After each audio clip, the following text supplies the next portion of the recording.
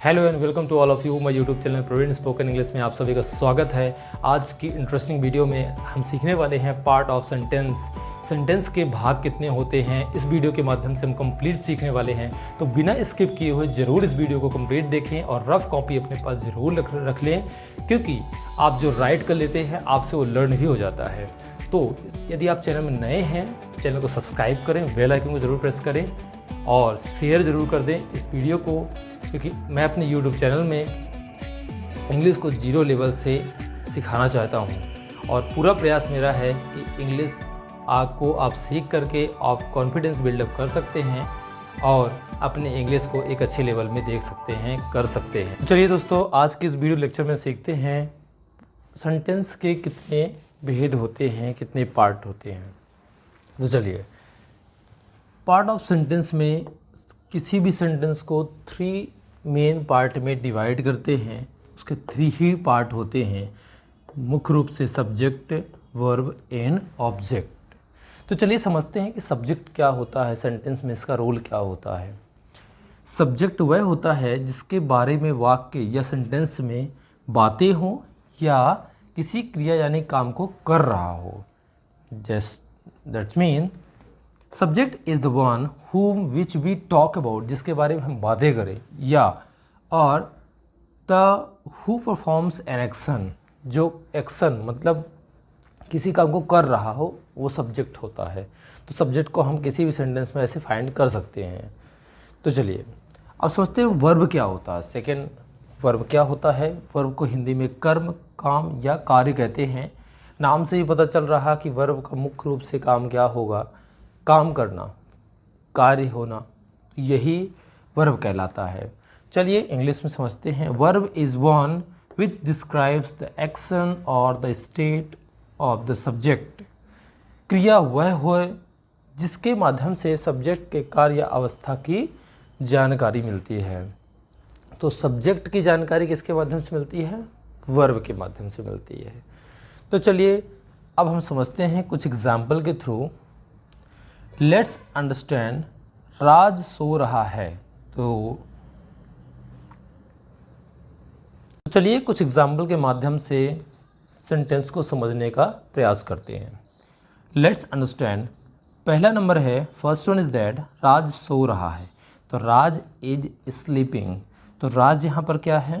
राज यहाँ पर सब्जेक्ट है, इज प्रेजेंट टेंस की हेल्पिंग वर्ब है, स्लीपिंग क्या है? मेन वर्ब है। तो राज का मुख्य काम क्या है? स्लीपिंग, सोने का काम कर रहा है। राज सोने का काम कर रहा है, तो मेन वर्ब का कार्य या कर्म है सोना। तो चलिए नेक्स्ट एग्जांपल में, राज 8 महीने का है। राज इज़ 8 मंथ्स ओल्ड। यहाँ पर इज़ प्रेजेंट टेंस की हेल्पिंग वर्ब है, जो हम आगे समझने वाले हैं। राज इज़ 8 मंथ्स ओल्ड, तो राज 8 महीने का है। यहाँ कोई वर्ब नहीं है, राज कोई काम नहीं कर रहा है, तो केवल यहाँ पर राज की स्थिति की जानकारी मिल रही है, वो भी प्रेजेंट टेंस में। चलिए नेक्स्ट एग्जाम्पल में, राज वॉज 8 मंथ्स ओल्ड। इसमें वॉज जो है, ये वॉज पास्ट टेंस की हेल्पिंग वर्ब है, जो बीते हुए समय की स्थिति का पता चलता है जिससे। राज नेक्स्ट एग्जाम्पल में है, Raj will be 8 months old. Will be जो है ये फ्यूचर टेंस की हेल्पिंग वर्ब है और इस सेंटेंस के माध्यम से पता चलता है कि इसमें आने वाले समय की जानकारी का बोध होता है। तो चलिए यहाँ पर 2 टाइप्स के सेंटेंस हमको मिले हैं। एक में जो हेल्पिंग वर्ब हो रही है, जो सब्जेक्ट कोई काम कर रहा है, और अनदर में सब्जेक्ट कोई काम नहीं कर रहा है, केवल उसमें स्थिति का बोध होता है, जानकारी का बोध होता है। तो वो कौन से सेंटेंस कहलाते हैं, चलिए समझते हैं। तो यहाँ पर मैंने कुछ इम्पोर्टेंट फैक्ट लिखे हैं जो सेंटेंस को और तरीके से समझने में हेल्प करेंगे। ऐसे वाक्यों में जिनमें सब्जेक्ट किसी काम को करता है वह टेंस या समय में आते हैं। मीन्स हम उनको टेंस में पढ़ते हैं, कौन से वो टेंसेस कहलाते हैं, प्रेजेंट, पास्ट, फ्यूचर। और ऐसे वाक्य जहाँ पर सब्जेक्ट की स्थिति का बोध होता है वह वाक्य सिंपल सेंटेंस कहलाते हैं। तो यहाँ पर आई होप कि आप समझ पा रहे होंगे जो हमने पीछे एग्जाम्पल में समझा था कि राज इज स्लीपिंग, और नेक्स्ट एग्जाम्पल में समझा था कि राज इज़ 8 months ओल्ड। तो जो राज इज़ स्लीपिंग सेंटेंस था वह टेंस के अंतर्गत आता है, और राज इज़ 8 months ओल्ड वह सेंटेंस केवल सिंपल सेंटेंस के अंतर्गत आता है। तो चलिए यहाँ पर हम पढ़ते हैं और समझते हैं कि टाइप्स ऑफ वर्ब, वर्ब को कितने टाइप्स में डिवाइड करते हैं और वर्ब को कितने तरीके से लिखा जाता है। Main verb and helping verb, मुख्य रूप से दो ही होते हैं, main verb and helping verb. Main verb क्या होते हैं? जिन वाक्यों या सेंटेंसेस में कोई कार्य किया जा रहा हो, वही है जो हमने पीछे समझा है कि जिन वाक्यों या सेंटेंसेस में कोई काम किया जा रहा हो वो क्या कहलाते हैं?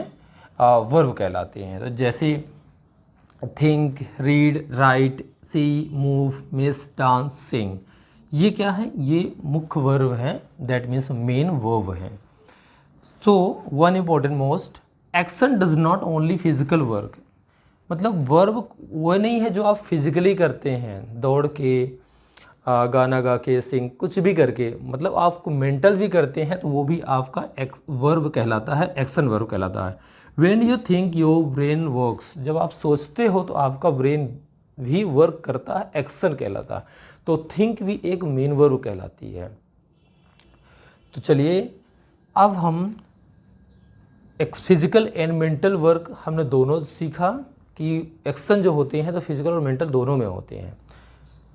तो सेकेंड नंबर है हेल्पिंग वर्ब या ऑक्सिलरी वर्ब, सहायक क्रिया जो हेल्प करती है किसी भी सेंटेंसेस में। ये सब्जेक्ट की अवस्था के बारे में जानकारी देती है, केवल सेंटेंस की अवस्था के बारे में जानकारी देती है। तो ये क्या कहलाती है? हेल्पिंग वर्ब या ऑक्सिलरी वर्ब। जैसे यहाँ पर एग्जाम्पल में मैंने राइट किया है, is, am, are, was, were, has, have, had.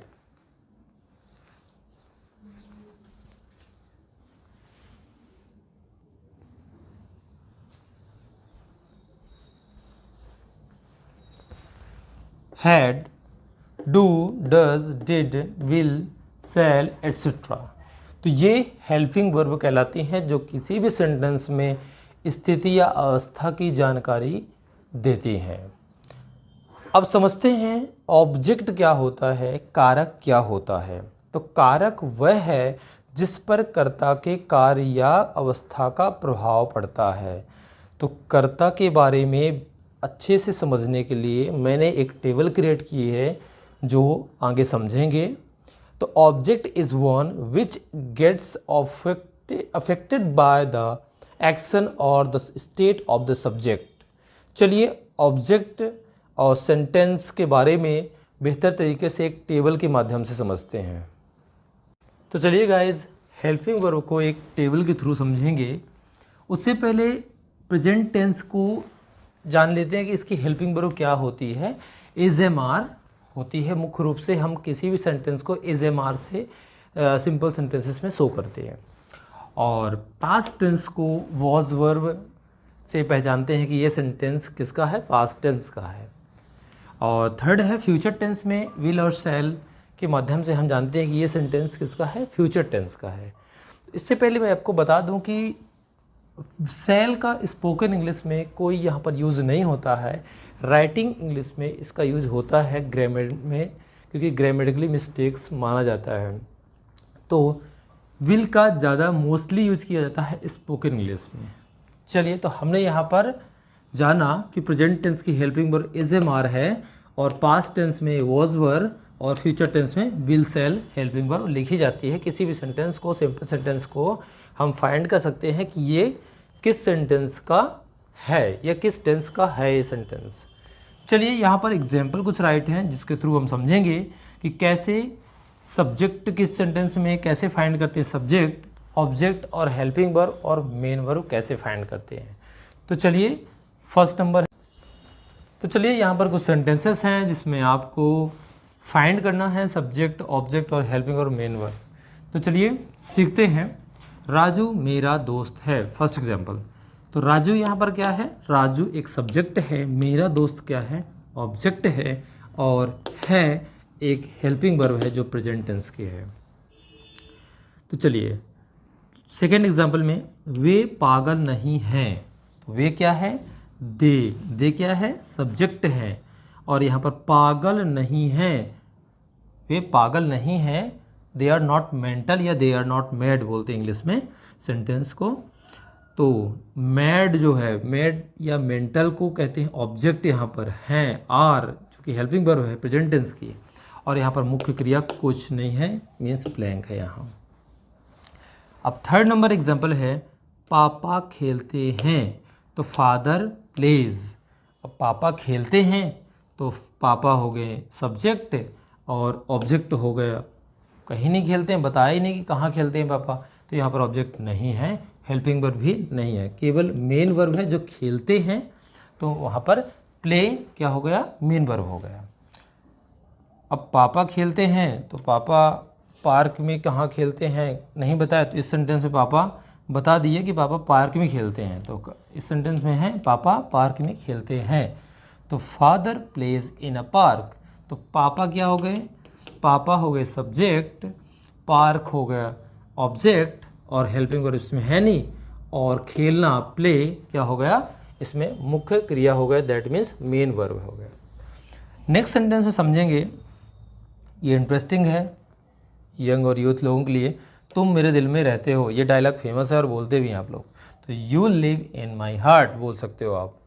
तो यू तुम क्या यहाँ सब्जेक्ट है, और मेरा दिल यहाँ पर क्या है, ऑब्जेक्ट है, बता रहा कि तुम मेरे दिल में रहते हो, तो कहाँ रहते हो, मेरे दिल में, तो मेरा दिल क्या हो गया, ऑब्जेक्ट हो गया, तो मेरा दिल ऑब्जेक्ट हो गया, इसमें हेल्पिंग वर्ब नहीं है, तो ये ब्लैंक है। और रहना, और रहते कहाँ हो, मेरे दिल में रहते हो, तो मेरा दिल ऑब्जेक्ट और रहना लिव क्या हो गया, मेन वर्ब हो गया। तो चलो आई होप कि आपको ये सेंटेंस समझ में आ रहे होंगे। मैंने यहाँ पर कुछ सेंटेंस राइट किया है जो आप अपने से करेंगे और आप बताएंगे कमेंट्स में कि आपको ये सेंटेंस कितना समझ में आ रहे हैं।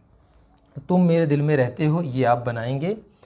मैं स्कूल नहीं जाता हूँ, बच्चे मुझे देखते हैं, मैं 12वीं में 99% लाऊंगा, तुम बहुत अच्छी अंग्रेजी बोलते हो। इन सेंटेंस को आपको फाइंड करना है कि सब्जेक्ट क्या है, कहाँ है और क्या है, ऑब्जेक्ट क्या है, हेल्पिंग वर्ब क्या है, मेन वर्ब क्या है। तो इन एग्जाम्पल को आप राइट कर लें नोट में और फाइंड करें इसी तरह टेबल क्रिएट करके। चलिए सीखते हैं सब्जेक्ट के बारे में।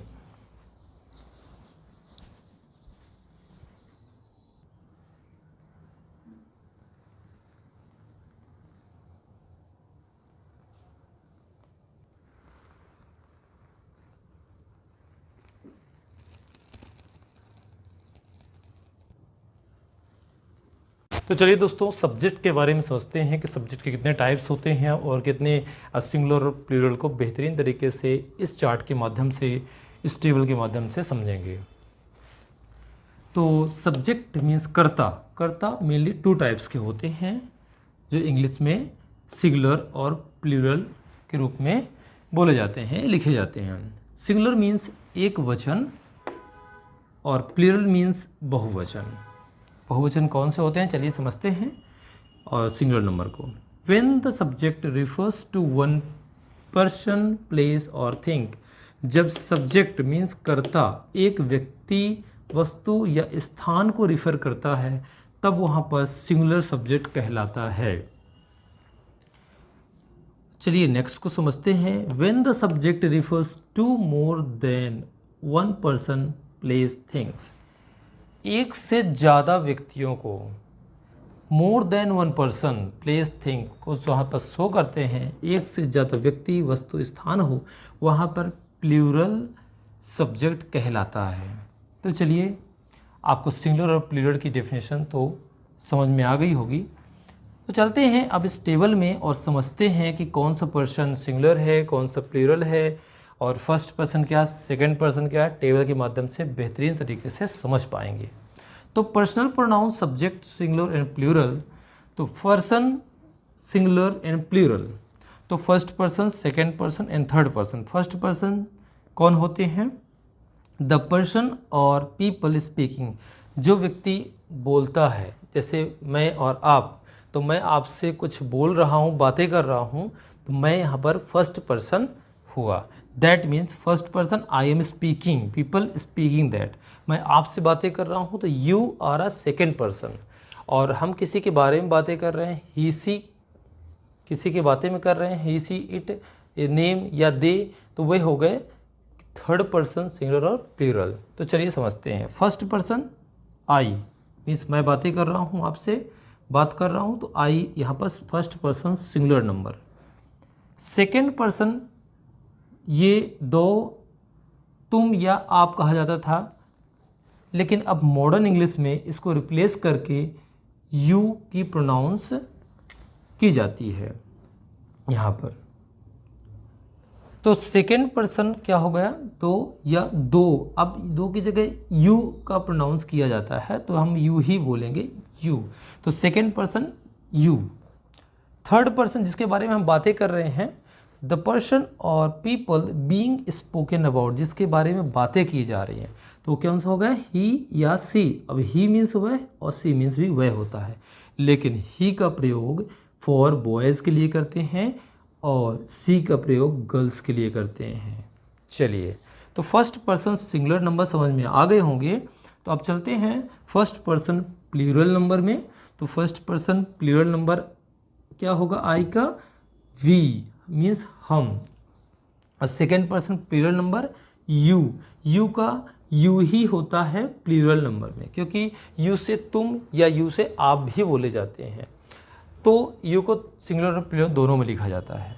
थर्ड पर्सन सिंगुलर नंबर में ही सी और प्लूरल नंबर में दे मीन्स वे, एक से ज़्यादा लोगों के लिए दे का यूज करते हैं।